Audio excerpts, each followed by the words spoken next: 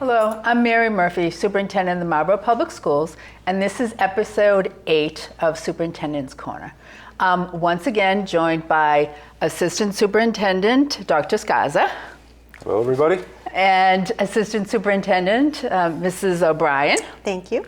And today we're very pleased to have Mr. John Fletcher joining us. Hello. Throughout the year, we have been talking about different people that work in the Marlborough Public Schools, and we have been highlighting a number of people that work with Mrs. O'Brien, Assistant Superintendent O'Brien, and the roles that they have and how you support them and how we all work together. Yes. So did you want to introduce? Sure. So John Fletcher is our Director of Special Education. And John, can you tell us a little bit about yourself and your history with Marlborough? And My entire history, or just Marlborough? Okay. So Marlborough, I started in Marlborough in 2015 as the special ed supervisor at Wickham Middle School, a position that no longer exists. 2016, I became the assistant director of special education. 2020, the director of special education. I've been the ESY extended year coordinator or summer school coordinator since 2017. And what was the longest 10 years of my life, I was the transportation coordinator for 2 years. So I've done a lot there. A lot of people notice I have a little bit of an accent. I'm originally from Delaware. I found my way up here about 20 some years ago. But like I said, I've been in Marlborough since 2015. I've held a lot of different positions. As Director of Special Education, I really get the opportunity to work in all the schools from early childhood center, really early intervention, all the way up through our age 22 population. And I got to say, I was in a collaborative for a while and worked with about 110 different school districts. And I just love Marlborough. I love the diversity of the community. I love the people that work here, very supportive and very driven for a purpose and of working with all students. I mean, I'm the Director of Special Education, but we really work hard to stay out of the silos and work together. So just having the opportunity to work with a lot of great educators and a lot of great students and families, it's been great. I love Marlborough. Can I just say that I don't know that I've mentioned during any of these episodes that we've done, but one of the things I've always said to new staff members is that I hope that when they join Marlborough Public Schools, that they love it as much as we do. So thank you for being one of those people that loved it as much as we did. We all do. And the other piece of it is, I think that one of the themes that we've been sharing with people is that when it's right for you, we tend to all pitch in and find new challenges and new opportunities to grow within the district. Right. So we're excited that you were able to do that. Yeah, no, it's great, and I live in a neighboring community, but I say that my Target is in Marlborough, my Home Depot is in Marlborough, and when I go to those places in the on the weekend, I see my families, of my students. I see our students out there, and it's a great. I think it's a cliche now, but it's a city that feels like a small town. And again, I grew up in a town of like 2,000 people. And that's the vibe I get from Marlborough, that even though it's a city, it really feels like a town to me, and people really work together. And it's like I said, it's a great place to work. So come on out and work. That's great. So when you're talking about like working together, so you oversee the special education at the district level. Can you talk a little bit about like who are your teammates as far as special education within the buildings? Yes. Well, everyone's my teammate because we're all team players and they're all our kids. But one of the big things that we did, I believe it was about 6 years ago now, when you have an IEP meeting, you have what you call a team chair, and they're the ones that really facilitate and run the meeting.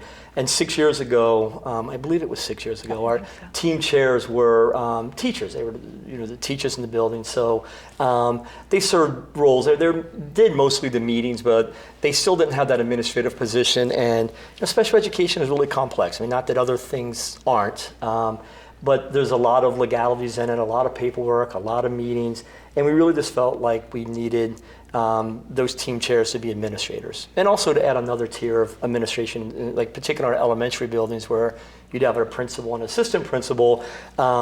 We really worked, and with the support of the town, the city, and the school committee, we were able to make those team chair positions into what we call educational team leaders. and they serve as another layer of administration in the building. So they're there to support everyone, but their main focus is special education. And we're very fortunate. We have at our early childhood center in each of our 4 elementaries, we have 1 ETL. At our larger schools, Wickham and the high school, we have 2 ETLs. And we are blessed, I think, to really have a good team. They work together great. They really know the nuances of the law and all that, but more importantly, they know children, and they want to help the children. They want to work with the children. They work in collaboration. You really have to. You have to work with the special ed teachers, the general ed teachers, our OT, PT, speech. There's a big diversity of people that you have to work with. So I say we've been really fortunate to get a good group of people. It makes our life easier. Great. And with each of those schools, we have a lot of programs within our district. Some are in every school, some are in just a particular school at the elementary level.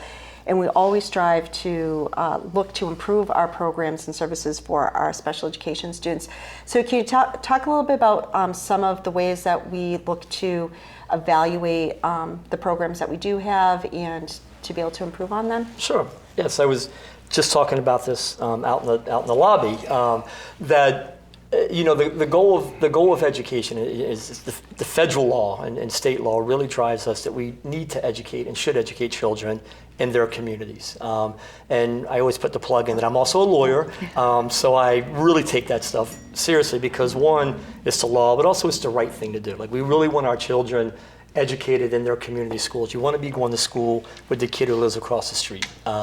So I think we do an incredible job of maintaining programs in our district. So not just for students that have special needs that might be on an IEP, but also for our more intensive students. Like our Pathways is a program that's really geared towards students typically on the autism spectrum. They don't necessarily have to be.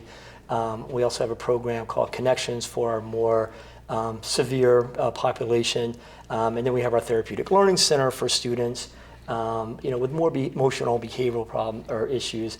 And we just really think it's important to keep them in there, keep our students there. So we also want to strive to have, just like you have scope and sequence in education, you want to have scope and sequence in our program. So I like to say that if a family, a parent or a guardian enrolls their child in our early childhood center and they're on our Pathways program, that when they leave the Pathways program and go to one of our three of our elementary schools that have the Pathways program, that there is some similarity there, that they know that there's going to be some comfort and that program's going to look the same and feel the same, not identical because we don't want total duplicates, but they want to feel comfortable. And when those 3 elementaries feed into 1 middle school, again, they need to know that there's a continuity of services. And when they leave there and go to the high school, that things are, they're going to be the same. And for the Pathways in particular, one of the things that we did this year is we started using the ACE program, which is a program used to do data collection when you're doing discrete trials and other things with our children. It also provides curriculum ideas and support. And then Jody was fortunate enough through a grant to allow us the opportunity to purchase 60 mini iPads. So our behavior technicians who do an incredible job working with our students in the Pathways, they're able to do live on the scene data collection for students. So we're constantly updating that, and we can see where students might be making the progress we want, and we can adjust the program on the go. But to make sure that we're really doing, we know we have good programs, but we're also receptive to the idea that it's always good to have other people take a look at it too. We like taking input from families. So one of the things that we did this year was we had an outside consulting group come in, and it's very extensive, very time consuming, but they've been looking at our Pathways program, and it's been about a 3-month progress. Yes, and we're at the tail end. We're at the tail end of it now. We're hoping to get the final report by April or May, and we're going to review that with all of our staffs and everyone. And ideally they won't see any areas of improvement, but I'd be disappointed if they didn't, because I know there's areas of improvement. And so it's good to have somebody else take a look at that and help us with that. And our goal was to next year look at the Connections program.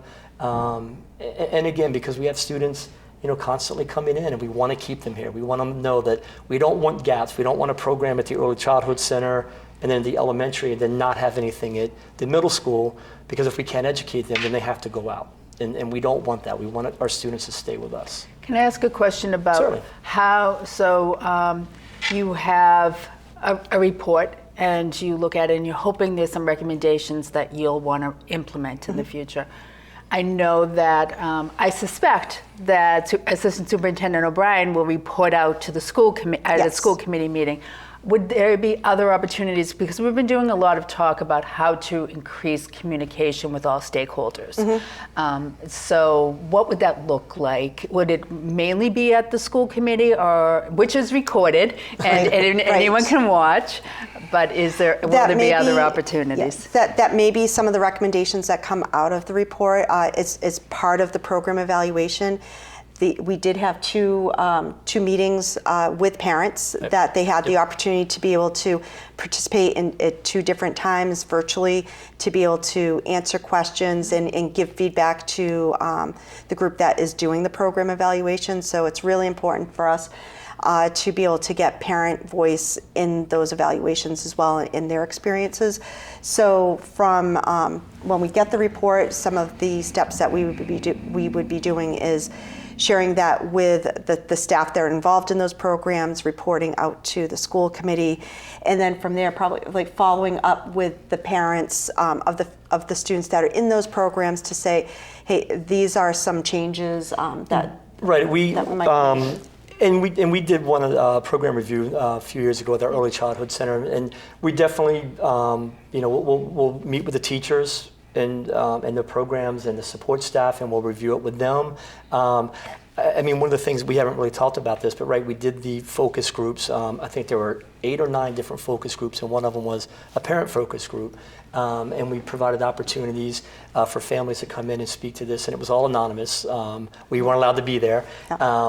And so I would hope that we'd have a forum at the end of the year that we would open it up for the parents to come in either virtually or in person. We found that we've had higher attendance with virtual, so however it works out, and I would talk to them about that, thank them for what their input and what they had to say, and share some of those recommendations with them. And then kind of tying in with that is something that we're working on is reestablishing our CPAC, which would be another. Well, you jumped my questions. We're a little out of order, but it relates. So CPAC is maybe a lot of people are familiar with PACs and LPACs, and CPAC is Special Education Parent Advisory Council. And we have not had an active CPAC in, I think, probably 3 or 4 years. So I reached out to the Federation of Children with Special Needs and asked them about how we can get that going again. We've started that process. We had a family move in from a neighboring community that had a very active CPAC. I've met with that family, and they're very interested in getting involved and helping us restart that. They actually, even before we're officially reformed, we had a pumpkin festival beginning of the year that only had a limited number of, I think 100 openings, and I think we sold it out or filled it up within like 2 days. So there's a need there for that, and one of the first steps we did is we actually had the Federation come in and do a parents' rights meeting for the parents. We advertised that, we sent that out, and we had a really large turnout for that, and that's, that piece is missing. Like I think that sometimes, unfortunately, there's, like this, almost like a mystery that surrounds special education, and it shouldn't be that way, and it's not that way. And so we really want to get that CPAC going to really give parents an opportunity to have a voice in what's going on, to give us the feedback. I mean, we see it from our level, but when you're living it every day, it's different. And I want to hear their perspective. So it is definitely one of our missions. Not sure we're going to get it up and running fully this year, but by next year we will 100% have an active CPAC. Can I add to that too? Because one of the things that we heard earlier this year, we started the Superintendent's Coffee and Superintendent's Tea. And the feedback that I received afterwards were that from a special ed family that said, I would thank you for having this, but I'd like an opportunity for special ed parents to have a conversation with the whole district, with their superintendent and their team. So once that CPAC is up and running, we would love to all join for those conversations as well on a regular scheduled basis. don't want to interfere with what Right. they want to do, but so that it's not isolated, because we all work together. Yeah, I think you're on the A list. We could probably get you Okay. invited to those Yeah, activities. and I think one of the difficulties with the CPAC is, getting it up and running, and when we're talking about getting it up and running, is that this is not a district Yeah. group; it's a parent group. So we need parents to be able to step forward, and it's they make up the board, they do elections for their officers, and the district helps facilitate and support that parent group. But it really is a parent organization that parents need to step up and do a leadership role. So, anyone who is interested in doing that, please email either myself or John Fletcher. We really need for parents to be taking that lead on setting it up. So we talked about program evaluations and programs that students have, and that's typically services within programs and services within the school day. But we also have a lot of opportunities for our students with disabilities outside of school. Can you talk a little bit about some of those opportunities that we have? Yes. And I hate to read from a card, but I'd be amiss if I left anyone out, and they would remind me if they watched this and saw this. But yeah, we try to do a lot in the community. And I just wanted to hit on 3 things that we do, and I will be brief. One is a unified sports program at the high school. Jeff Radinsky is a great supporter of this. The entire school really rallies around this, and we have a basketball team, and the coach is Jess Veris. She's a para in our life program. And the life program stands for, I always have to write these down because they like using these fancy acronyms at the high school, is Learning in Functional Environments.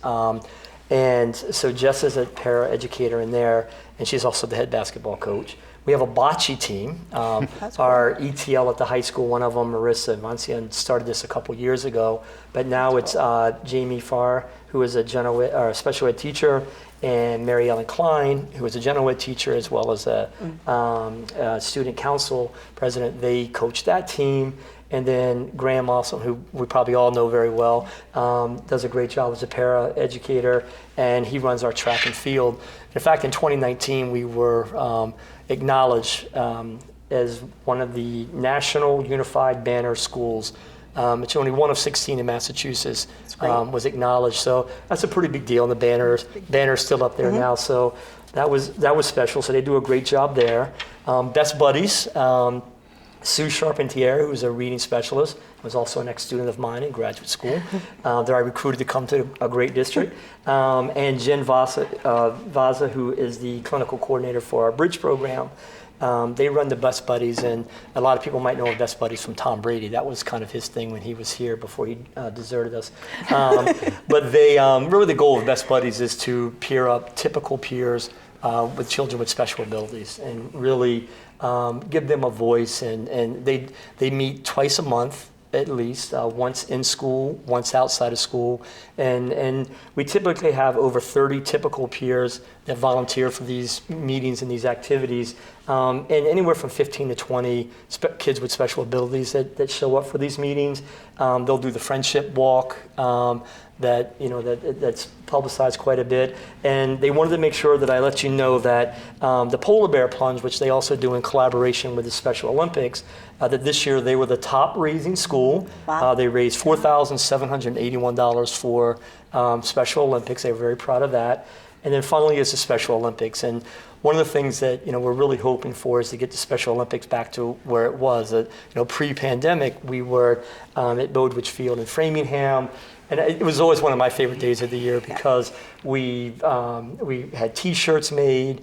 All of our schools participated, and the schools did an incredible job. They would line the halls with banners and blare music, and they would clap the kids out as the mayor would always come over, and a lot of people would come over and see the teams off. And RJ was you guys were there. There was a lot of energy at the fields and really supporting the students. And when COVID came along, we had to shut that down. So now it's run more as a field day within the schools. This year we are branching out, and we're inviting Neshoba High, hopefully to come to Marlborough High and do a collective field day there. And again, our goal was to eventually get it back to the point where it was where when we were at Bowditch and Framingham, there'd be 9 or 10 schools there. Different districts, right? Different districts, and just a lot of energy and excitement for the students. Great. So. Yeah. And I know we're always looking at the elementary level to, expand our opportunities. We had only just started putting together some after-school activities for any elementary students, so I could see down the line, potentially maybe doing after-school activities at that level for students with disabilities, because I know, RJ, you talk with the elementary principals about the after-school programs, and part of it was getting those late buses. Yeah, we're fortunate to have late buses in the Marlborough Public Schools at the elementary level now, and I think it would be great to get some after-school programming for students with special needs. I've worked in the special needs programs for a number of years. I coached Graham Asom, who you mentioned. I'm so happy to hear that he's still involved with the extracurricular activities in the special education program. And I think that's a great idea, Jody. And one thing I want to just mention is that my first memory of you in the school system is at the Special Olympics, and just how much positive energy you brought to that event, rooting everyone on, really a figure there, and leading by example. So we're fortunate to have you. Well, I'm glad you called it positive energy, because some people have referred to it as being obnoxious. Well, you don't need a bullhorn. No, but yeah. Yeah. Well, thank you. Thank you very much for having me. Thank you.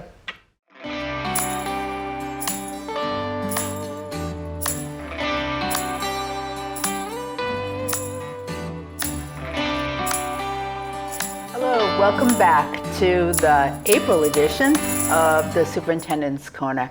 We are thrilled that Mr. Fletcher has left our group. Left the building. He left the building, and we are now joined by Lynne Medailleu. So welcome. Thank you. It's nice to be here. We're excited to have you.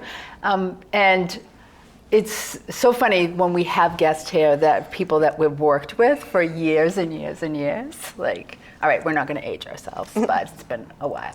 So do you want to introduce yourself to everyone watching, all the families and community members, no pressure, and to talk a little bit about your background. You've been in Marlborough and had a number of jobs in your journey. I have. Yeah. Right. Yes. And just so, in Lynn, you're the director of EL, so similar to, we have John as the director of special ed. Sorry, should have. Lynn is the director of EL, Yeah. and then we also have an assistant director of EL. But in the EL part are English learners, which I think we'll talk about that in our conversation, what that means. So, Excellent. welcome. Thank you. So yes, I've been in Marlborough, I think 21 years. So I started when I was 6. Yes. Which was lovely, not really. But I began as a 5th grade math teacher. I had just finished my master's in elementary education with a concentration in ESL after having returned from Cali, Colombia, where I was there for 3 years teaching in an amazing bilingual school, which sort of turned me on to this whole world. I had not really known about it before, growing up in a smaller town in Massachusetts. So I began as a math teacher. Of course, I had students who spoke other languages in my class. And as the years went on, especially after the passage of what was known as Question 3, when transitional bilingual education was sort of halted momentarily, I was asked to move into the realm of EL for grades 4 and 5. Best thing that ever happened to me, of course. Absolutely loved it. And from there, I was in the classroom for a while, became the coordinator to that school, then to elementary, then to the director pre-K to 12. So That was you were teaching at the intermediate elementary Intermediate at that time? elementary school, Yes, which yes, was yep. one of 2 schools that was at now the Whitcomb School. Yes, yep. Yes. Wow, a lot of changes. Yes. So talked about like EL as English learners, but lately we've been hearing MLL as far as multi-language learners, and so now we're starting to have that conversation. Well, there are districts who are moving towards multi-language learners, and could you talk about a little bit why that conversation is happening? Yeah, words are important, labels are important, and through my storied career here, the name has changed quite a bit. I mean, it used to be LEP, which is Limited English Proficient, which of course is negative. it has a negative connotation and does not take into consideration the language that they do have, all the skills and gifts that they do have, and became English learners, or English language learners first, which was then deemed redundant, so became English learners. Multilingual learners is looking at trying to take away this idea that English is the language and the driving force. Of course, it is educationally for us in Massachusetts and in Marlborough. We want the students to be able to gain academic English, but we don't want to set up a situation where we're saying one language is better than another language. It's extremely important for students to know that they're valued, their families are valued, their culture is valued. And so this is just another step in that progression of really understanding that it is not subtractive. We don't want to get rid of a language. That would be a shame and a detriment to all of those students. Can I ask a question that Dr. Skaza and I were at a PTO meeting the other day, and I think that every single parent PTO meeting that I've been to this year, and some of the teachers as well, we have heard, and every time I answer the question that you would love it, but they are asking, a number of parents are asking about if we would be able to do two-way programs. And I want to put it out, is that something you would be interested to investigate sometime in the future? Really? Do you see how she dazzles when I ask that question? That is a dream. Yes. That is an absolute dream. You know, being able to allow students to be able to continue not only to grow their first language, but to really be able to use it as a foundation for the second language. You know, especially, and there's not really especially, I suppose, but when I look at our high school students, and these are students who are incredibly fluent speakers and, you know, in their first language, and then we are asking them to take high school level biology, physics, and the like in a completely other language, and for a moment just to think of what a daunting task that is for them and teachers, that it could be a great opportunity throughout the district if someday we're able to do that. You had mentioned the value in culture and heritage, and I know that you were instrumental in a campaign that kicked off our school year in 2022-23. So can you tell us a little bit, or tell the audience a little bit about the My Name, My Identity campaign? Excellent. That's a national campaign that we tapped into. A couple of our EL teachers were really focal in starting that. But it was really trying to start at the most basic of a student's name. The majority of MPS staff, I think I'm safe to say, are native English speakers. And that means that we may fumble on names and we may have trouble with them, which is completely understandable. But what we wanted to make sure we weren't doing is deciding, because I can't say your name, I'm going to call you something else. Or I'm just going to say it the way I say it and you're just going to have to deal, you know? And so it was this amazing opportunity really to teach teachers some of the basics of our two major language groups, Spanish and Brazilian Portuguese, so that they could have a better attempt of saying the students' names correctly. I mean, for the people in the audience, imagine if your child's at school and you chose that name, right? I mean, that name is close to your heart, and someone just bungles it every single time they say your child's name or decide to switch it completely. And I just remember we were doing it with administration at one point, and when we were talking about how the D in Portuguese is more like a J, like gimatos, and the whole room went, oh my goodness, because every year they would have students and they have a list and a student would be lost and they'd say, what's your name? And they'd say, you know, Rafael Gimatos. And they'd be looking under G or J when it's a D, and they couldn't find them anywhere on the list and had to send them to the office. So it was a bunch of aha moments, and the teachers really, and the admin had a lot of fun with it, and so. And there's certain names that, depending if it's Spanish or Portuguese, that the letters of the alphabet are pronounced differently. So you could have a name that might be pronounced one way in English, a different way in Spanish, and then a third way in Portuguese. And then, of course, parents might say, I know it's supposed to be pronounced like this, but I really like it like that. And I mean, names are a beautiful thing because of that. And our students are tasked with picking up this entire other language academically, and we all are completely up to the challenge of trying to figure out names and remember them as correctly as possible. Can I just, you and I talked a lot about this before. You introduced it to the staff especially before we introduced it during leadership, before it went out to all the teachers. And one of the things we wanted to make sure that it was clear was this wasn't an EL thing. It wasn't because Right. of your role as the EL. It actually supported other district goals, right?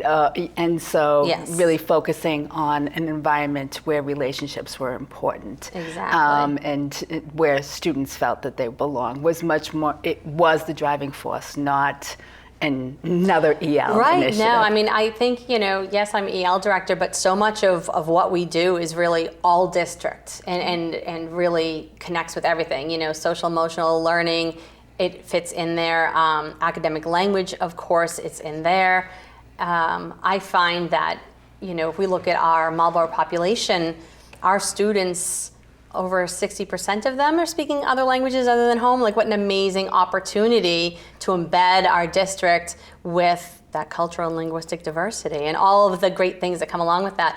And so often it brings pluses all the way around, just like every student does to the district.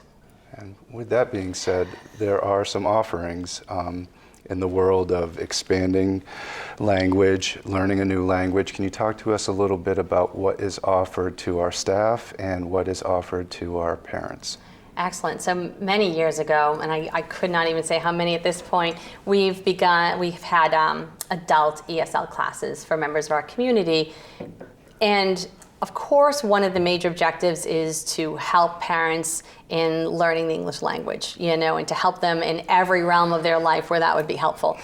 But it was also to allow multiple opportunities for families to come into our buildings. We host it at Whitcomb School. It's been there for many years, and it just allows multiple families to come in and really make that school a home and learn that way, get to know teachers, take away a little of the feelings of discomfort that maybe some have, about coming into the buildings. I can't even imagine, if you think of it, of having to walk into a building where everyone spoke German, let's say, and trying to feel comfortable in that situation if you didn't speak it. But if you went there every week for class, then some of those filters are reduced. Then a few years back, maybe 4, we decided to start offering language classes to our staff, Spanish and Portuguese. And part of that was obviously to allow them. I think nothing is better than being on the train of multilingualism and everyone to learn it. The saying goes, you never know one language until you speak 2 or 3, right? Because you learn so much more about your own and all the skills that can have. But the empathy that comes along with that as well, understanding how difficult it can be, how amazing it can be, learning strategies that can help you. Now maybe you're going to use them in a classroom. And even more fun than that, and I have an odd view of what's fun sometimes, is we started having mixers between our English language class, our Portuguese language class, and our Spanish language class. And what that was, it was almost like speed dating. And the speakers of those languages, everyone would bring food, favorite part of everyone, they'd bring food, but then we would have conversations where we would start a topic, talk about your favorite food, for example. First in, English. And so our ESL participants are trying out their English. The teachers have prepped them for this. There's sentence frames and all of this to speak to our most likely native English speaker teachers. And then we go, switch. Oh. And our native English speakers now have to try out their Portuguese to Portuguese speakers, and the same for the Spanish. And what's so wonderful about that is, number one, our families get to be the expert. And what an amazing moment that must be, where they just get to be like, oh no, that was good, but you actually say it like this, or let me help you with that. You hear laughter the entire time.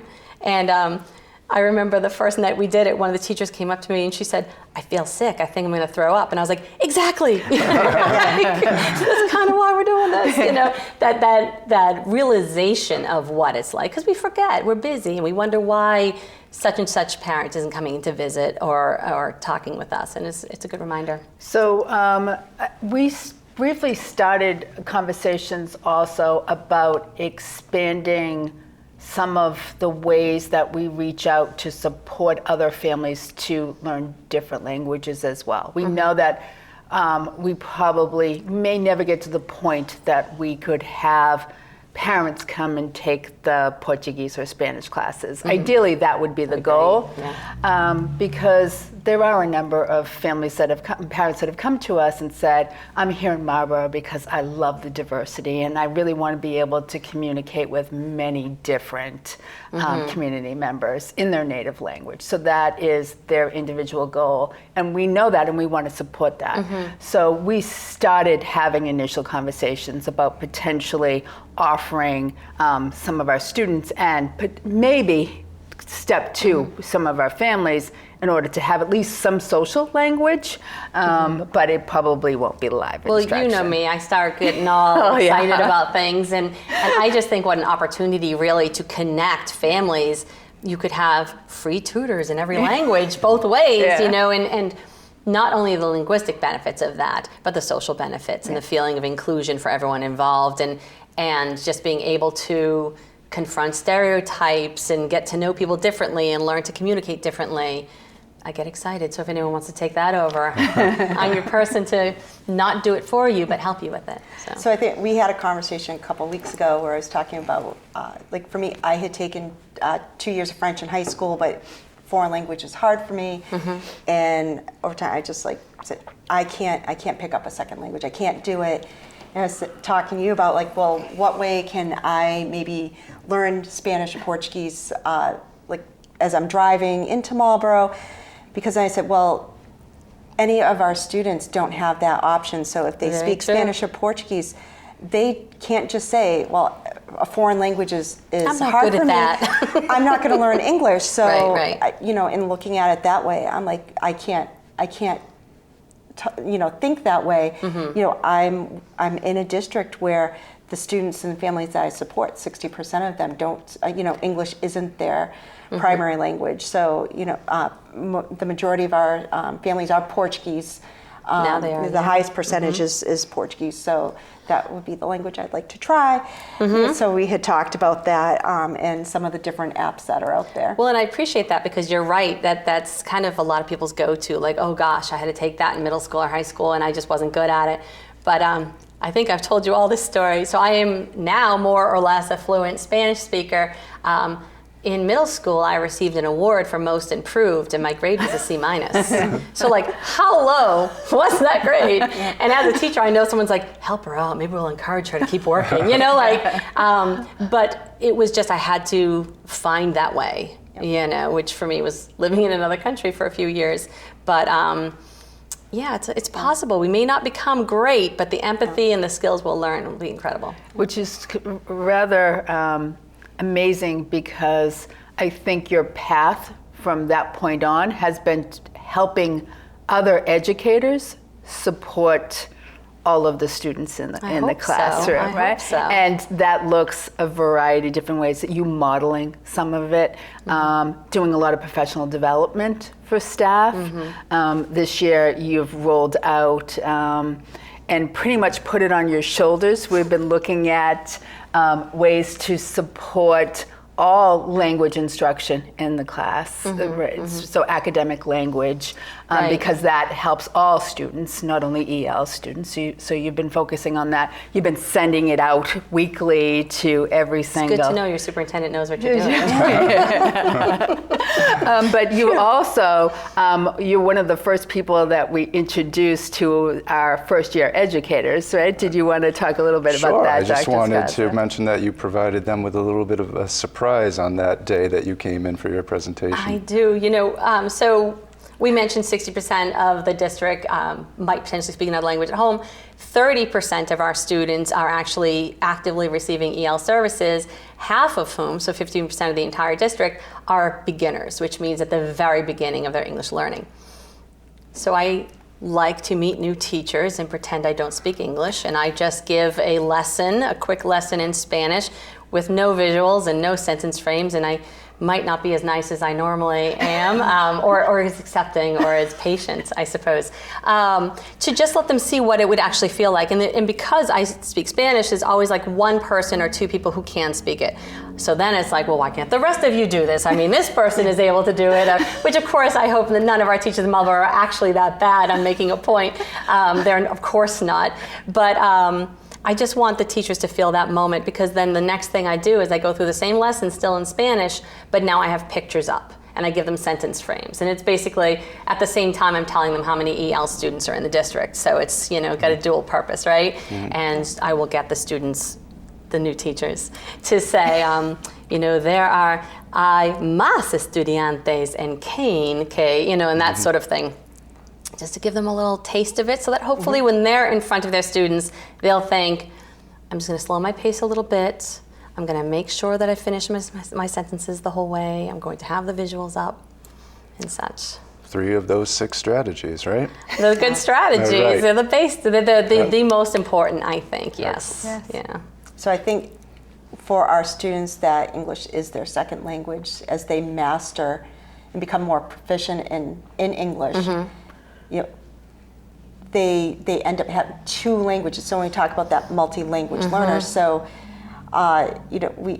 teachers need to view them not as less than students who speak only English, because now they've mastered 2 languages, where we have many English-speaking students who are struggling to pick up and master a second language themselves. So it's quite an really accomplishment. It's a mind switch, I think, sometimes for teachers too, because even if we think of a student who comes to us at 16, let's say, maybe has been out of school for a couple of years and is at the very beginning of learning English, it's very easy to just look at what they can't do.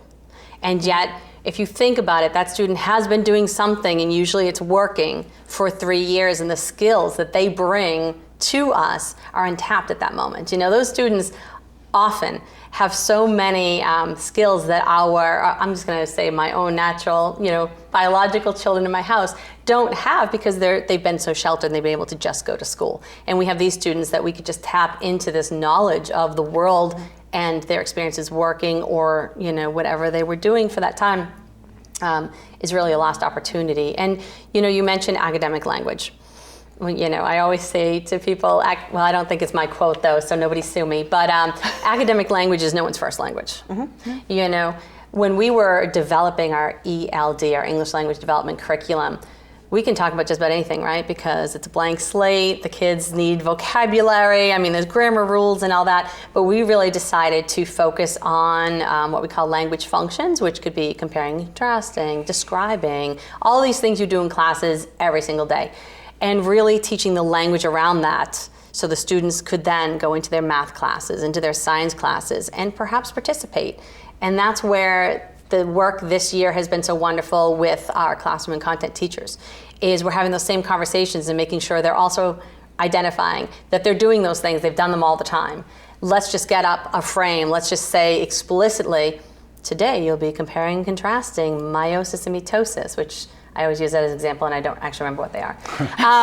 So it's a bad example. But at any rate, having it just be transparent and allowing, the students to be like, all right, okay, compare and contrast, same, different. So, Lynne, we did not talk before this, but I think that I don't want to lose the opportunity, because you just referenced that at times we have students that come to us at 16, 17, 18 that want to come to high school and they want to get a diploma. And a number of years ago, we realized that this was a population that we were concerned that were at risk to drop out and never graduate. And so you were instrumental with developing the MEDIS program. And you did a lot of work with that. And not only do those students have the opportunity to graduate from high school, but one of the things that we worked with the Department of Education is that those students can come to us at 16 and 17 with no credits and never being, some of them haven't been in a classroom in years, and they have a transcript that actually could get them into a community college. So those were the requirements that we looked at. Can you just talk a little bit about that program? We have like an hour left, right? Sure. So METAS started. So METAS in Spanish and Portuguese means goals. And so it worked perfectly. We fitted in with a nice acronym of Marlborough evenings. da da da da. And we started it the year 2021, which Opened in person. we opened in person, and the district was so great about it because at one point it had to close. There was a lot of conversations about, wow, we really need to be in person. Like this is not working. It will not work online because of all the challenges you mentioned. And honestly, so I helped out with that program that year. It was like the highlight of my entire year. I'm so thankful for that. I think it got me through that really rough year because I met just the most astounding students. And they are great. We had 20, I think, that first year. And I want to say, but don't quote me on it, did we have 12 of them graduate, 2 years later? It was absolutely amazing. They are fun and funny to the point where people thought I was hand-picking these kids because they were so wonderful. And I was like, we take I literally would take every kid. People would call and be like, all right, we'll take them. All right, we'll take them. To fill up the classes and have those conversations.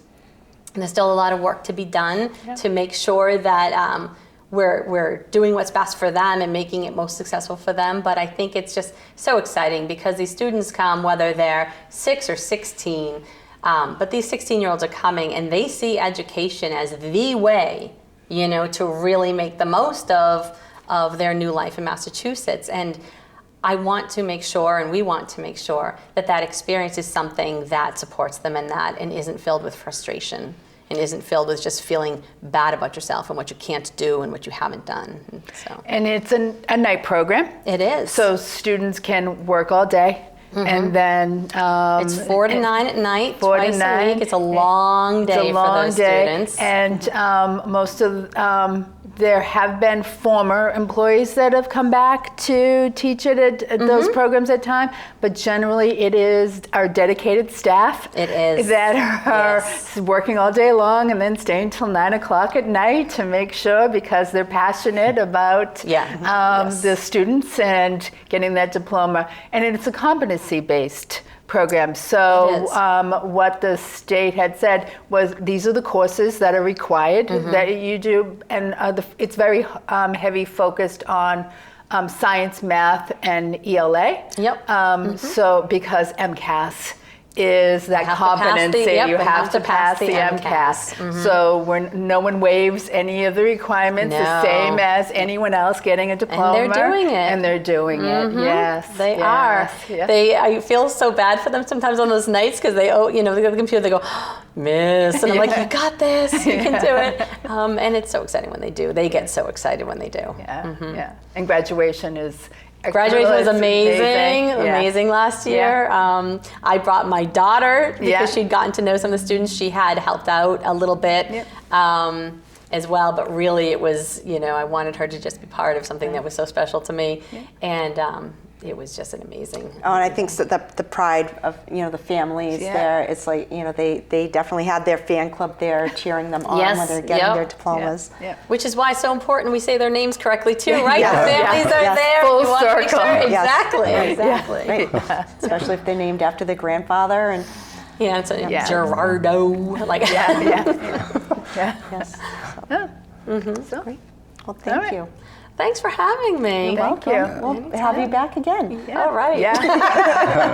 So thank you for joining us for this session of this episode of the Superintendent's Corner, and hope to see you next month. Thank you.